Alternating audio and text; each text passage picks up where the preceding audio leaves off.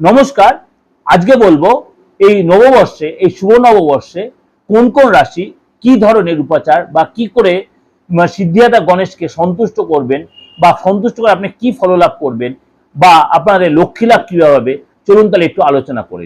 কর্কট রাশি, কর্কট রাশির জন্য কিন্তু অবশ্যই সাদা ক্রিম কালার, সাদা ড্রেস বা হলুদ রং পরতে পারেন, বা আপনি বাসন্তী কালার পরতে পারেন, আপনি বেগুনি কালার ইউজ করে সেদিনকে পুজো করতে পারেন এবং সেই ধরনের বস্ত্র কিন্তু আপনি আপনার পাটাতনে রেখে লক্ষ্মী গণেশকে বসিয়ে পুজো করতে পারেন।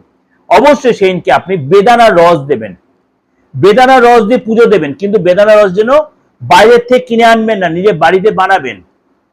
বেদানার রস বাড়িতে বানিয়ে পুজো দেবেন। অবশ্যই সন্দেশ দেবেন, মোদক দেবেন, লাড্ডু দেবেন আর লাল বাতাসা দেবেন।